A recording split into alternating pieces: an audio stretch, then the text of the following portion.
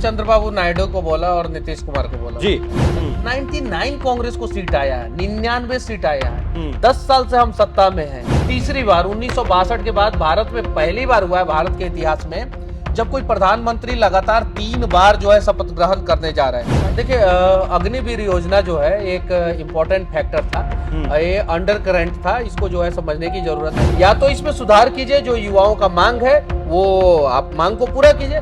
चंपारण में हम लोगों का होल्ड था, चंपारण में मैं तो चुनाव जीत जाता, लेकिन मेरे वजह से जो है बहुत सारे सीटों पे जो है नुकसान हो जाता।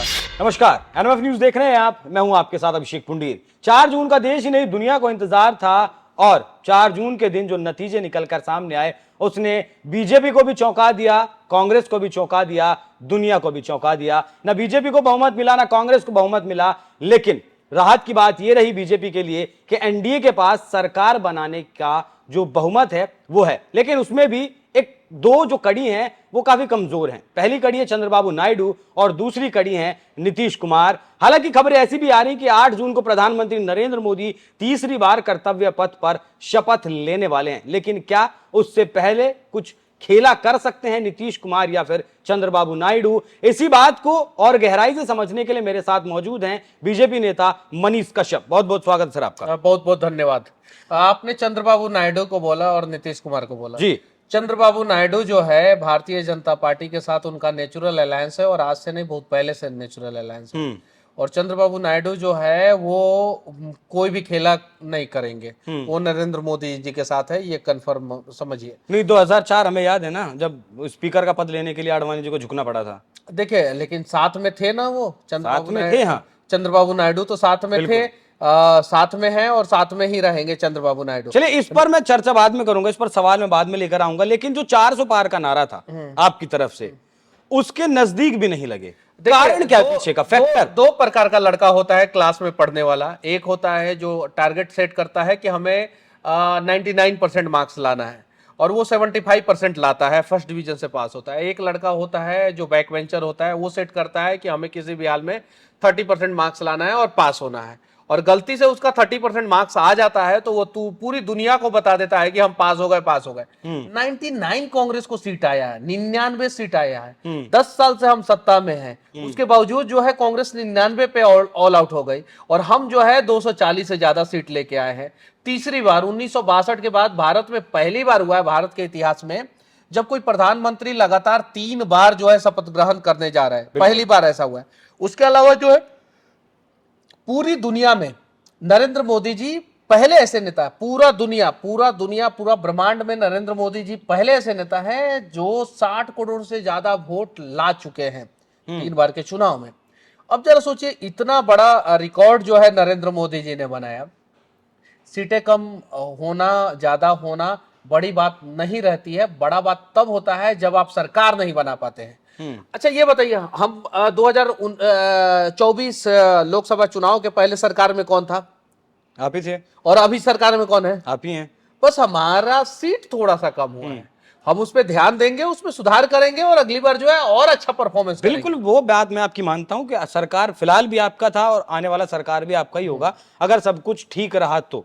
लेकिन कांग्रेस ने आपकी सीटें जो है कब्जाई हैं, जिस कांग्रेस के अगर नेताओं और कार्यकर्ताओं की संख्या मैं आपको बताऊं, इस चुनाव से पहले पिछले 3 महीने में हजारों कार्यकर्ता और नेता बीजेपी में शामिल हुए हैं। उसके बावजूद कहा ऐसा जा रहा था कि जो 52 सीटों का आंकड़ा था 2019 का, वो घटकर तकरीबन 40 हो जाएगा। भारतीय जनता पार्टी के जो कार्यकर्ता थे, जो आरएसएस के कार्यकर्ता थे, आरएसएस का मैं हूं, आरएसएस के कार्यकर्ता थे, वो सभी लोग अस्वस्थ थे कि भारतीय जनता पार्टी जीत रही है। 450 पार का नारा नरेंद्र मोदी जी ने दिया, इजिली हम लोग जो है 350 पार कर जाएंगे इजिली। सब लोग अस्वस्थ थे, आरएसएस के सारे वर्कर अस्वस्थ थे और इसलिए आप सेफ जोन में चले गए, कंफर्ट जोन में चले गए। कंफर्ट जोन में चले गए, कंफर्ट जोन में चले गए और कंफर्ट जोन में चले गए। हम लोग जो है उतना प्रयास नहीं किए, कन्विंस नहीं किए लोगों को, इसलिए ये मतलब मानते हैं कि काडर का कहीं ना कहीं कमजोरी रही है, वो वोटर को घर से निकालने में नाकामयाब रहा। कमजोरी नहीं रही, हम लोग कंफर्ट जोन में चले गए और हम लोग कंफर्ट जोन में चले गए तो उसका रिजल्ट जो है ये देखने को मिला कि हमें जो है 40-50 सीटें जो है कम आ गई और हमारे गठबंधन को जो है लगभग 100 सीटें कम आ गई। चलिए, नीतीश कुमार का पलटने का जो है वो ट्रैक रिकॉर्ड पुराना है, नया नहीं है बिल्कुल भी। सत्ता के शीर्ष पर रहना पसंद करते हैं, उसके लिए भले ही उन्हें आरजेडी के साथ जाना हो, कांग्रेस के साथ जाना हो, बीजेपी के साथ जाना हो। अब इन परिस्थितियों में जब नीतीश कुमार के बिना संभव है सरकार, लेकिन अगर चंद्रबाबू नायडू भी नीतीश कुमार के साथ आते हैं तो संभव नहीं है सरकार, ऐसे में नीतीश कुमार पलटी मारेंगे, मोदी जी के साथ रहेंगे नीतीश या कुमार पलटी नहीं मारेंगे। हम्म, मैं भविष्यवाणी किया था, पुल गिरा था। मैंने भविष्यवाणी किया था, बिहार में सरकार गिरा था, याद है ना। मैं बोल रहा हूँ नीतीश कुमार जी पलटी नहीं मारेंगे, और एकदम किसी भी हाल में नहीं मारेंगे। 8 तारीख को नरेंद्र मोदी जी शपथ ग्रहण करेंगे और नीतीश कुमार जी सरकार में रहेंगे। नहीं, 2 तारीख में वो दिल्ली दौरा करने के लिए आए थे, 3 दिन का उनका दौरा था, 5 तारीख को उन्हें वापस जाना था रिजल्ट के बाद, लेकिन वो 2 तारीख में आकर 3 तारीख में गृह मंत्री से मिलते हैं और वापस चले जाते हैं। वो उनका कुछ कुछ ना काम आया होगा, नहीं, इसलिए 3 चले दिन गए का हो। प्रस्तावित दौरा था, दिल्ली में रहना था, देखिए उनका कई चीजें कई काम करने थे। देखिए बहुत सारी चीजें प्रस्तावित रहता है। वो एक स्टेट के सीएम है, उनको जरूरत पड़ा होगा, वो गए, फिर उसके बाद से आए। आपने देखा होगा कि फ्लाइट में जो है नीतीश कुमार जी आगे वाले सीट पे, तेजस्वी जी जो है उनके पीछे पीछे लगे हुए हैं नीतीश कुमार जी को पकड़ने के लिए। तो क्या कोई संदेश इंडिया अलायंस का देने के लिए लगे हैं? ब- 2 तस्वीरें आई फ्लाइट देखिए की। ये लोग जो है देखिए पीछे लगे रहते हैं। फ्लाइट की ये- 2 तस्वीरें आई। हाँ। पहली तस्वीर में तेजस्वी यादव पीछे हैं, नीतीश कुमार आगे हैं। दूसरी तस्वीर में नीतीश कुमार के बगल में है तेजस्वी यादव। देखिए ये लोग तो पहले से ही इसी प्रकार का काम करते हैं, जो राजद राष्ट्रीय गुंडा दल के लोग जो हैं उसी प्रकार का काम करते हैं। लेकिन इस बार जो है नीतीश कुमार जी ने मन बना लिया है, वो किसी भी हाल में जो है वो तेजस्वी को मौका नहीं देंगे। इसलिए भी तेजस्वी को मौका नहीं देंगे क्योंकि उन्होंने 2 बार मौका दिया और दोनों बार जो है जंगल राज रिटर्न हुआ और दोनों बार बिहार में अपराध का ग्राफ बढ़ा। तेजस्वी यादव को जैसे पता चला होगा कि नीतीश कुमार जी फ्लाइट से जा रहे हैं, क्या पता उन्होंने टिकट लिया होगा और पीछे वाले सीट पे आके बैठ गए होंगे तेजस्वी यादव। नीतीश जी तो तेजस्वी यादव के पीछे वाले सीट पे नहीं बैठे थे। नीतीश जी तो अपने सीट को छोड़ के जो है तेजस्वी यादव के बगल वाले सीट पे नहीं गए। तेजस्वी यादव अपने सीट को छोड़ के नीतीश जी के बगल में आए। तो वो तेजस्वी यादव बताएंगे ना कि क्यों आए थे, क्यों नहीं आए थे। चलिए, चंद्रबाबू नायडू के बारे में इतना श्योर कैसे हैं आप कि नहीं जो है पलटी मारेंगे? देखिए हो चंद्रबाबू सकता है नायडू जो जेल देखिए, गए थे वो दर्द नहीं, बाहर आ नहीं, जाए। मैं बता रहा हूँ चंद्रबाबू नायडू के साथ कहानी ये है कि जो अगर भारतीय जनता पार्टी में रहते हैं तो वो सत्ता में रहते हैं, भारतीय जनता पार्टी में नहीं रहते हैं तो वो सत्ता में नहीं रहते। आप उठा के देख लीजिए ट्रैक रिकॉर्ड आंध्र प्रदेश का, जब जब जो है हमारे साथ वो रहे हैं सत्ता में रहे हैं, जब हमारे साथ नहीं रहते हैं तो विपक्ष में चले जाते हैं वहां पे। तो उन्हें पता है कि नेचुरल अलायंस जो है भारतीय जनता पार्टी के साथ उनका है, इसलिए जो है भारतीय जनता दोनों हाथ में लड्डू हैं इस बार तो। किसके? सरकार भी बना ली आंध्रा में टीडीपी ने, और चंद्रबाबू नायडू ने, और केंद्र में भी जो है किंग मेकर की भूमिका में आ गए। एकदम उसमें जो है स्पीकर का पद मांगने जैसी जो है खबरें हैं कि स्पीकर का पद मांग रहे हैं। वो तो शीर्ष नेतृत्व तय करेगा कि कौन सा पद किसको दिया जाएगा। वो हमारे और आपके कहने से तो होगा नहीं। वो नरेंद्र मोदी जी तय करेंगे, जेपी नड्डा जी तय करेंगे, अमित शाह जी तय करेंगे, नितिन गडकरी जी तय करेंगे। ये बड़े जो नेता हैं वो लोग तय करेंगे कि कौन सा मंत्रालय किसको देना है, कौन सा मंत्रालय किसको नहीं देना है। प्रधानमंत्री मोदी जी बनेंगे, पथ परिवार मंत्री नितिन गडकरी बनेंगे, गृह मंत्री अमित शाह बनेंगे। ये 3 मंत्रालय जो है फिक्स है, और ये तीनों मंत्रालय में कि कोई भी जो है इन तीनों व्यक्ति को नहीं हिला डिगा सकता है। चलिए बिहार पर आते हैं। 4 सीटें नीतीश कुमार की घट गई, 5 सीटें आपकी घट गई 2019 के मुकाबले। क्या कारण रहे? देखिए अग्निवीर योजना जो है एक इम्पोर्टेंट फैक्टर था। ये अंडर करंट था, इसको जो है समझने की जरूरत है। बिहार में, यूपी में कंफर्ट जोन तो था ही, राजस्थान में, हरियाणा में अग्निवीर जो है इम्पोर्टेंट फैक्टर। और जो हम लोग किसान आंदोलन समझते थे, किसान आंदोलन से बड़ा आंदोलन था अग्निवीर का आंदोलन, जिस पर ध्यान नहीं गया किसी इस का। पे ध्यान किसी को नहीं गया। वो जो रेलवे में जो है कुछ उपद्रवियों ने रेलवे को जला दिया, तो अग्निवीर आंदोलन जो है कुछ नेताओं ने समझा कि यहाँ पे आंदोलन खत्म हो गया। नहीं, वो सड़क पे आंदोलन खत्म हो गया। युवाओं के दिमाग में वो आंदोलन चल रहा था, और वो चल रहा था, और उन लोगों ने जो है वोट नहीं दिया या हमारे समर्थन में नहीं दिया। अग्निवीर योजना मतलब कि एक ऐसी योजना थी जिसको सरकार या तो समझा नहीं पाई या तो बच्चे समझ नहीं पाए, ये दोनों हो सकता है। लेकिन मैं इतना जरूर कहूंगा कि अग्निवीर योजना जो है बहुत बड़ा इंपॉर्टेंट फैक्टर था। बहुत सारे लोग इस पे बोलने से डरना चाहते हैं, लेकिन हम जैसे लोग अगर नहीं बोलेंगे तो सही चीजें नहीं आएगी। क्योंकि यूथ के बीच में अगर सबसे ज्यादा कोई रहता है तो हमारे जैसे लोग रहते हैं। और युवाओं के लिए मैंने बहुत सारा वीडियो बनाया है, उनके आंदोलन में मैंने साथ दिया, उनके साथ मैं खड़ा रहा हूं, उनकी समस्याओं को देखा हूं। तो मैं तो ये कहूंगा कि अग्निवीर योजना जो है इंपॉर्टेंट फैक्टर था। सोचने की जरूरत है अग्निवीर पर दोबारा से, एकदम सोचना चाहिए। क्योंकि कोई भी जो योजना है वो पूरी तरीके से ना तो गलत ही हो सकती है ना पूरी तरीके से सही हो सकती है। आप सोचिए, उसमें सुधार कीजिए, वरना यूथ को बुलाइए, आप यूथ को समझाने का प्रयास कीजिए, डेलीगेट्स बनाइए, अलग अलग स्टेट में जाके जो है यूथ के साथ मीटिंग करे। बड़े बड़े कॉन्वोकेशन सेंटर बन गए हैं, जैसे दिल्ली में प्रगति मैदान में बन गया, बिहार में जो है गांधी मैदान के पास है कॉन्वोकेशन सेंटर। वहां पे यूथ को आमंत्रित कीजिए, सवाल पूछिए, वो सवाल पूछेंगे, आप सवाल का जवाब दीजिए, आप सवाल पूछिए, वो जवाब देंगे, और कन्वेंस कीजिए। या तो इसमें सुधार कीजिए, जो युवाओं का मांग है वो आप मांग को पूरा कीजिए, वरना जो है आप जिस प्रकार से अग्निवीर योजना को इंप्लीमेंट किए उस योजना के तहत जो है आप युवाओं को कन्वेंस कर लीजिए। ये काम करना पड़ेगा किसी भी। ये मुद्दा जो है, विवाद जो सुलझाना पड़ेगा, तभी जो है आगे बढ़े तो बेहतर रहेगा। अच्छा, युवाओं की बात है तो पेपर लीक कितना बड़ा जो है समस्या रहा? ये रहा एकदम, क्योंकि 100। एक युवा तैयारी यूपी में करता है। चुनाव के पहले पेपर लीक हो गया, हाँ। वो जो है बहुत बड़ा मुद्दा रहा। बिहार में जो है पेपर लीक हुआ, वो मुद्दा रहा।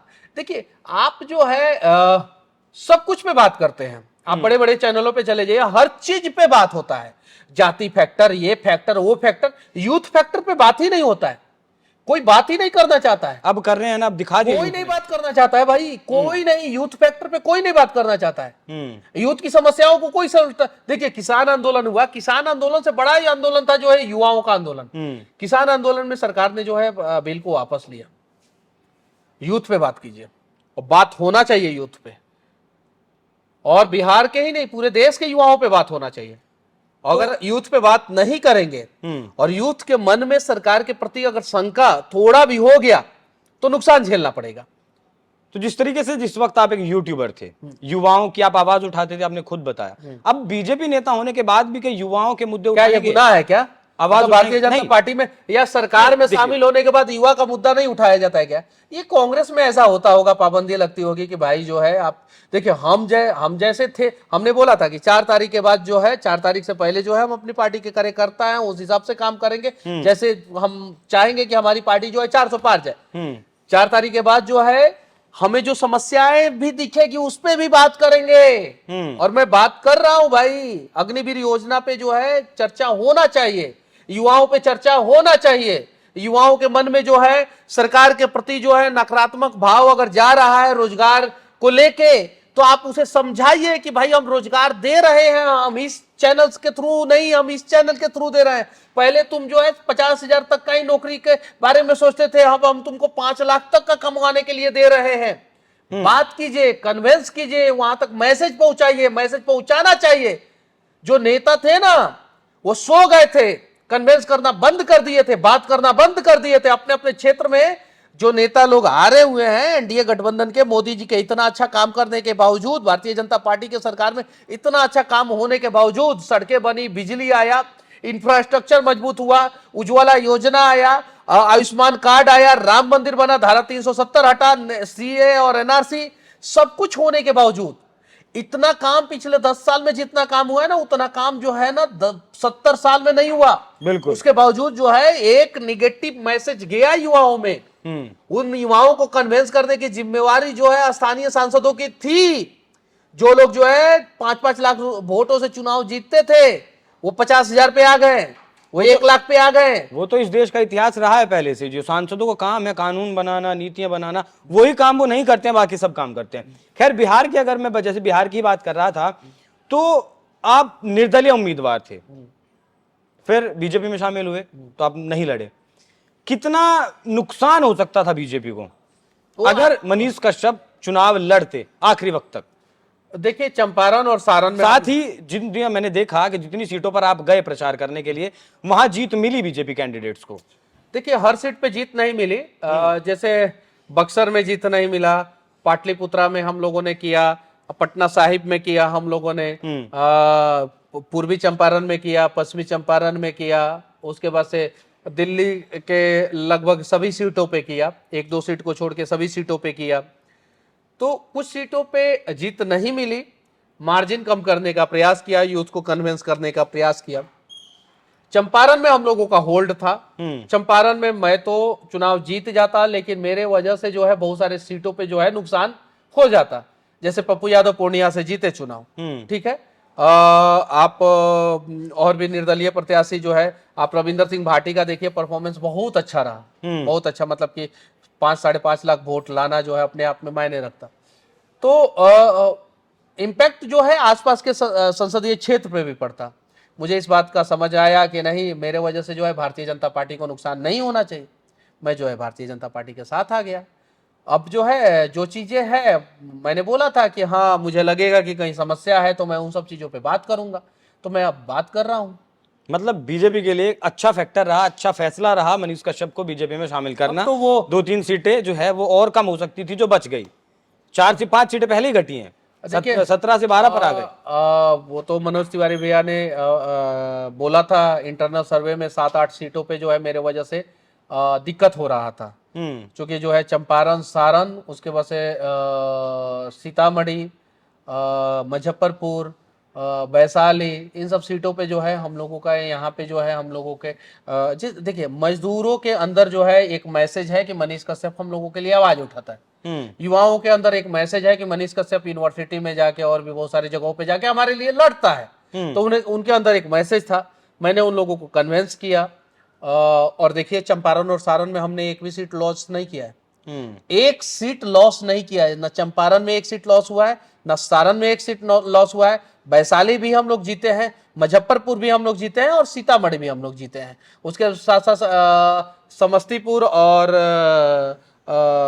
उजियारपुर भी हम लोग ये सीट जीते हैं। तो जो हमारा बेल्ट था, हम लोगों का एरिया था, वहां पे जो है भारतीय जनता पार्टी और एनडीए गठबंधन को एक भी सीट का नुकसान नहीं हुआ। तो 10 साल सरकार चली पूर्ण बहुमत की, 14 में भी 19 में भी। इस बार साथी दल साथ हैं, उनकी अपनी अपनी मांग होंगी, अपने अपने मुद्दे होंगे, जाहिर सी बात है, उस बात से इनकार नहीं किया जा सकता। तो पिछला 10 साल का कार्यकाल और आने वाला 5 साल का कार्यकाल, कितना अंतर देखते हैं? देखिए इस 5 साल में और अच्छे ढंग से काम होगा, हालांकि कुछ समस्याएं आएंगी। मैं तो लोगों से ये कहना चाहता हूं कि आप सरकार चुनिए तो पूर्ण बहुमत का सरकार चुनिए, और पूर्ण बहुमत की सरकार चुनी जानी चाहिए। कुछ समस्या आएंगी, लेकिन मुझे पता है कि मोदी जी जो है ये छोटे मोटे समस्याओं से घबराने वाले नहीं है और डरने वाले नहीं है, पीछे हटने वाले नहीं है। सही निर्णय को जो है सही तरीके से वो हमेशा सही समय पे इम्प्लीमेंट कर देंगे। हाँ, मोदी जी का ट्वीट भी आज आया कि नंबर गेम है, ये चलता रहता है, इससे कोई डरने वाली या घबराने वाली जैसी कोई बात नहीं है। तो वो जो आत्मविश्वास है वो दिखाता है कि हाँ, तीसरी बार शपथ ले रहे हैं और कोई दिक्कत नहीं है। लेकिन हालांकि दिक्कतें क्या आएंगी क्या नहीं आएंगी वो एक अलग बात है। लेकिन इस्तीफों का भी दौर शुरू हो गया है। प्रधानमंत्री को तो देना ही था इस्तीफा, वो राष्ट्रपति भवन पहुंचे, उन्होंने अपना इस्तीफा दिया राष्ट्रपति को, और उसके बाद राष्ट्रपति भवन की तरफ से एक ट्वीट किया गया। लेकिन महाराष्ट्र के जो उप मुख्यमंत्री हैं देवेंद्र फडणवीस, उन्होंने पेशकश की है कि मैं हार की पूरी जिम्मेदारी लेता हूं और मैं अपना इस्तीफा देने की पेशकश सरकार के सामने करता हूं, मैं जिम्मेदारी हार की लेता हूं। तो मेरा सवाल यह है, वो एक उप मुख्यमंत्री हैं, महाराष्ट्र के मुख्यमंत्री एकनाथ शिंदे, एक और उप मुख्यमंत्री अजीत पवार, क्या उनसे पहले उनकी जिम्मेदारी नहीं बनती थी ये हार की जिम्मेदारी लेने की? देखिए सुलझे हुए नेता हैं देवेंद्र फडणवीस, और सबको पता है महाराष्ट्र के सबसे लोकप्रिय नेता हैं। महाराष्ट्र के सबसे लोकप्रिय नेता नितिन गडकरी तो केंद्र में है, अगर राज्य की राजनीति में अगर देखा जाए तो सबसे लोकप्रिय नेता है। उन्होंने कुछ सोचा होगा, समझा होगा, उसके बाद से ये निर्णय लिया होगा। कहीं अंदर से दबाव तो नहीं है? अंदर से कोई दबाव नहीं है, अंदर से, क्योंकि अभी कुछ बातें ऐसी चल रही हैं कि अंदर से दबाव बनाकर देवेंद्र फडणवीस का इस्तीफा करवाया जा सकता है। फिर आपका राजस्थान में भी नुकसान है, वहां से भजनलाल को जो है मुख्यमंत्री पद से हटाने की बात चल रही है। मैं कंफर्म नहीं करता, मैं पुष्टि नहीं करता, ऐसी खबरें हैं इस वक्त। और उधर से जो है घेरते हुए उत्तर प्रदेश में आए योगी आदित्यनाथ का रिजल्ट खराब रहा, 64 सीटें थी, 33 पर आ गए, उसकी जिम्मेदारी उसका ठीकरा फोड़ा जाए वहां। देखिए योगी आदित्यनाथ का इस्तीफा नहीं होगा, क्लियर। लेकिन अनबन की खबरें तो आती हैं अक्सर। नहीं, कोई अनबन नहीं सेंटर से, और नहीं, कोई अनबन नहीं है। सेंटर से, मोदी जी से, योगी जी से कोई अनबन नहीं है, और इस्तीफा योगी आदित्यनाथ का नहीं होगा। केंद्र को भी पता है कि यूपी में योगी जी जो है अच्छा काम कर रहे हैं, और योगी जी को भी पता है मोदी जी बहुत अच्छा काम कर रहे हैं, और दोनों जो है मिलके जो है यूपी और देश को जो है आगे बढ़ा रहे हैं। योगी जी का इस्तीफा किसी भी हाल में नहीं होगा। मतलब ताकत को जानते हैं योगी आदित्यनाथ की उत्तर प्रदेश में। लेकिन देखिए सुनिए, ठाकुरों का, क्षत्रियों का विरोध था वहां उत्तर प्रदेश में, क्षत्रियों का विरोध था। कई सीटें ऐसी रही जहां क्षत्रियों का विरोध था और वो सीटें हारी। कैराना हारे, मुजफ्फरनगर हारे, सहारनपुर हारे, 3 में, मतलब जहां मैं रहता हूं वो 3 सीटें हारी जहां ठाकुरों का विरोध था और योगी आदित्यनाथ भी ठाकुर है। तो इस परिप्रेक्ष्य में मैं जानना चाहता हूं क्या ठीकरा फोड़ा जा सकता है योगी आदित्यनाथ के ऊपर कि आप ठाकुरों को नहीं मना पाए? नहीं नहीं नहीं नहीं नहीं नहीं। देखिए योगी आदित्यनाथ अच्छा काम करते हैं और सबको पता है कि यूपी जो है एक समय जो है आज से 7-8 साल पहले यूपी की स्थिति क्या थी, किस प्रकार से जो है ट्रैक रिकॉर्ड जो है यूपी का खराब करके जो है अखिलेश यादव का गुंडा पार्टी जो है वो रखा था। उसके बाद से जो है योगी आदित्यनाथ आए और सारे गुंडों को जो है समय समय पे जो है जहां उचित जगह पे पहुंचाना था वहां पे योगी आदित्यनाथ ने पहुंचवा दिया। उसके बाद से जो है आज देखिए जो है यूपी जो है एकदम जो है सही मतलब कि एकदम सही रास्ते पे चल रहा है, विकास के रास्ते पे चल रहा है। तो कहीं कुछ दिक्कत नहीं है, यूपी में योगी आदित्यनाथ सीएम बने रहेंगे और मोदी जी और योगी जी का कहीं अनबन नहीं है। लोकसभा भंग कर दी गई है, सभी का इस्तीफा हो चुका है, आज शाम को ही एनडीए सरकार बनाने का दावा पेश कर सकती है। आपको लगता है ऐसा या अभी 1-2 दिन का वक्त और लगेगा साथियों को मनाने में या उनकी मांग जो है पूरा करने में, बातचीत करने में कुछ वक्त लगेगा? देखिए बहुत सारी चीजें जो है हम लोग जिस लेवल के कार्यकर्ता हैं हमारे तक नहीं पता चल पाता है, तो वो निर्णय जो है केंद्रीय नेतृत्व को लेना है और वो लोग सही समय देखेंगे, उचित समय देखेंगे और उचित समय जब होगा तब जो है वो लोग जो है अपना दावा पेश कर देंगे और वो जब दावा पेश करेंगे तो आपको भी पता चल जाएगा, हमें भी पता चल जाएगा। 99 सीट लाकर राहुल गांधी बड़े खुश हैं। प्रेस कॉन्फ्रेंस की कल, बीजेपी से पहले प्रेस कॉन्फ्रेंस की, मल्लिकार्जुन खड़गे पहले बातचीत की और पहली लाइन जो मल्लिकार्जुन खड़गे की थी कि हम एक मजबूत विपक्ष बनाने की तरह, मजबूत विपक्ष की तरह काम करेंगे। लेकिन जब सवाल पूछा गया कि क्या आप सरकार बनाने की जुगत लगा सकते हैं, साथियों से बात कर सकते हैं, तो इनकार नहीं किया। मतलब लचीलापन है, अगर उम्मीद रही तो सरकार बना सकते हैं। 99 सीट लाए हैं वो सरकार बना लेंगे। देखिए मीडिया में जो है किस प्रकार से परसेप्शन गढ़ा जाता है और ये परसेप्शन कितना गलत हो सकता है। जिन्होंने 99 सीट लाया है उनको आप लोग बोल रहे हैं कि सरकार बना सकते हैं और जिन्होंने 240 सीट लाया है उसको बोल रहे हैं कि उसकी सरकार नहीं बनेगी। हम तो मानते हैं सरकार बन रही, लेकिन मैंने पूछा उनसे, सवाल पूछा नहीं गया नहीं वो लोग कि हम साथियों से बात करके वो लोग किसी भी हाल में सरकार नहीं बना सकते हैं और उनकी सरकार बनने वाली भी नहीं है। अभी जो है बहुत लंबा समय है और वो अगले 100-150 साल तक विपक्ष में ही रहेंगे, तब तक जो है कांग्रेस खत्म। चलिए मेरा एक आखिरी सवाल और बहुत महत्वपूर्ण सवाल, परसेप्शन की आपने बात की। परसेप्शन एक बना था जब 400 पार का नारा बीजेपी की तरफ से दिया गया, आपके कई बड़बोले मंत्रियों ने भी कहा कि संविधान में संशोधन करना है इसलिए 400 पार चाहिए। कांग्रेस की तरफ से उसे अपने हिसाब से नारे को लिया गया और कहा गया कि 400 पार संविधान में संशोधन करने के लिए चाहिए और आरक्षण को खत्म करना है इसलिए चाहिए। लेकिन आपको मानना पड़ेगा बीजेपी का जो आईटी था, बीजेपी का जो आईटी सेल था, वो इस परसेप्शन को तोड़ने में कामयाब नहीं रहा। वो मोदी जी की उस बात को जनता के बीच में नहीं पहुंचा सका कि आरक्षण को कोई हाथ नहीं लगा सकता और कांग्रेस ने बखूबी जो है आपकी पिच पर, सोशल मीडिया की पिच पर, आईटी की पिच पर बैटिंग की। देखिए 10 साल से हम लोग सरकार में हैं और फिर से हम लोग सरकार में ही हैं, अभी भी सरकार में हैं। तो हम लोगों को जितना मैसेज पहुंचाना था जमीन पे हम लोगों ने पहुंचाया। हालांकि कुछ मैसेज नहीं पहुंच पाया होगा, कुछ कार्यकर्ता जो है कंफर्ट जोन में चले गए। अमित मालवीय पर सवाल उठ रहे हैं। नहीं क्यों उठेंगे भाई, उन्होंने अच्छा काम किया पिछले 10 साल में, जो है उनका कार्यकाल देखिए, उनका काम देखिए, अच्छा काम किया है। उन पे अमित मालवीय पे सवाल क्यों उठेगा? अब विपक्ष का तो काम ही है सवाल उठाना। विपक्ष जो है सबसे ज्यादा अगर परेशान रहता है तो अमित मालवीय जी से परेशान रहता है, क्योंकि सोशल मीडिया जो है वो उन्होंने मजबूत करके रखा है, इसलिए जो है विपक्ष सवाल उठाता है। अमित मालवीय जी को जो काम करना था उन्होंने अपना काम किया। मानते हैं अब ये परसेप्शन नहीं तोड़ पाई बीजेपी, आरक्षण को खत्म कर देंगे? आरक्षण तो देखिए बहुत सारी चीजें हैं जो कांग्रेस जो है इस चुनाव में झूठ बोली और गुमराह किया। कांग्रेस के ऊपर तो लीगल एक्शन होना चाहिए जो इस प्रकार से गुमराह किए। अगर मान लीजिए कि मैंने बोला था कांग्रेस के कन्हैया कुमार को कि पाकिस्तान से जाके चुनाव लड़ना होगा, तो इन लोगों ने मेरे ऊपर जो है इलेक्शन कमीशन से नोटिस करवा दिया मेरे ऊपर। मैंने तो सही बोला था भाई कि इस बार चुनाव हारेंगे, अगली बार पाकिस्तान से जाके चुनाव लड़ेंगे, क्योंकि 2029 से पहले पीओके भारत का अभिन्न अंग होगा किसी भी हाल में। 100% पीओके भारत का अभिन्न अंग होगा किसी भी हाल में। पाकिस्तान का आर्थिक स्थिति खराब है और पहले जम्मू कश्मीर में जो है पाकिस्तान का झंडा फहराया जाता था। आज किसी को हिम्मत नहीं है कि जम्मू कश्मीर की धरती पे पाकिस्तान का झंडा फहरा दे। जो फहराएगा उसको पहले ठोक दिया जाएगा। जम्मू कश्मीर में आज पीओके में जो है भारत का झंडा फहराया जा रहा है। ये चीजें हैं, तो बहुत सारी चीजें हैं, वो लोगों को पता है कि होने वाला है और होगा।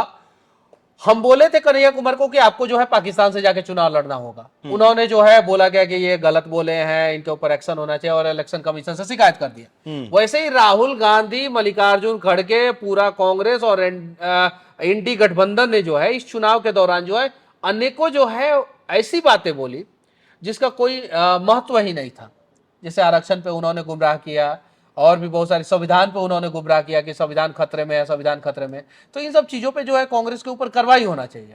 आज भी संविधान लेकर चलते हैं राहुल गांधी अक्सर, और राहुल गांधी नहीं, अब तो उनके तमाम नेता अगर टीवी डिबेट्स में बैठते हैं तो भी संविधान की कॉपी लेकर बैठते हैं। राहुल गांधी संविधान में कितने अनुच्छेद हैं वो ये तो बता दे।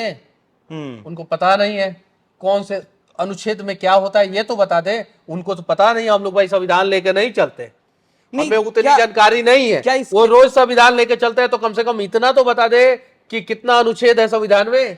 जिस तरीके से उन्होंने ये कहा कि संविधान आप लोग बदल देंगे, क्या उसके मतलब उसके जवाब में आपकी तरफ से ये नहीं कहा जा सकता था कि इंदिरा गांधी ने सबसे ज्यादा संविधान में संशोधन किए? देखिए, कांग्रेस पार्टी 80 से ज्यादा बार संविधान में संशोधन कर चुकी है। इमरजेंसी के टाइम 75 में, उस 1.5 साल में इंदिरा गांधी ने अपना एक मिनी संविधान बना लिया।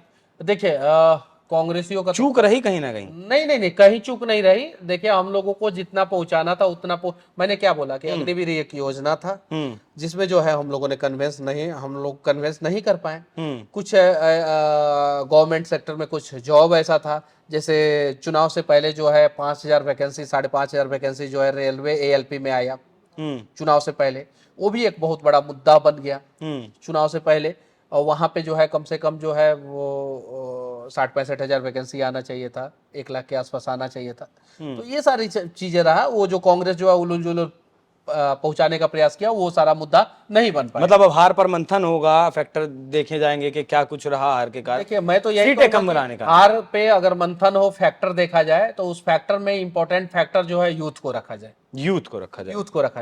यूथ को रखना पड़ेगा इंपॉर्टेंट फैक्टर, क्योंकि युवाओं का देश भारत है और यूथ को अगर इंपॉर्टेंट फैक्टर नहीं रखेंगे, हार किसका हुआ है? कांग्रेस का। कांग्रेस को भी यूथ पे रखना पड़ेगा। सीटें हमारी कम हुई है और हमारी सीटें कम हुई है, हमें भी मंथन करना होगा और हमें भी यूथ को जो है इंपॉर्टेंट फैक्टर रखना पड़ेगा और यूथ को कन्विंस करना होगा, यूथ तक जो है सही मैसेज को डिलीवर करना होगा। चलिए, बहुत बहुत धन्यवाद आपका NMF न्यूज को वक्त देने के लिए।